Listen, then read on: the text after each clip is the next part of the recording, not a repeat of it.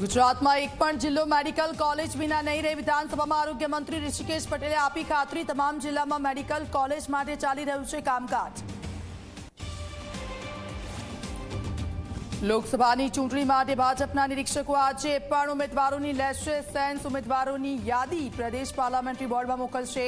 29મી બેઠક બાદ યાદીની થઈ શકે છે જાહેરાત। લોકસભાની ચૂંટણી પહેલા કોંગ્રેસને વધુ એક મોટો ઝટકો। પૂર્વ કેન્દ્રીય મંત્રી અને દિગ્ગજ નેતા નારણ રાઠવા આજે કેસરિયા કરશે। CR પાટીલ નારણ રાઠવાનો ભાજપમાં કરાવશે પ્રવેશ। 3 રાજ્યની 15 રાજ્યસભા બેઠક માટે મતદાન। યુપીમાં 10, કર્ણાટકની 4 અને હિમાચલ પ્રદેશની 1 બેઠક માટે મતદાન। સાંજે વિજેતા ઉમેદવારોની કરાશે જાહેરાત। કંગાળ પાકિસ્તાને પાણી વિના ટળવળવું પડશે। ભારતે રાવી નદી પર બનાવ્યો શાહપુર કંડી ડેમ। જમ્મુના કઠુઆ અને સાંબાની 32,000 હેક્ટરથી વધુ જમીનને તેનો થશે લાભ।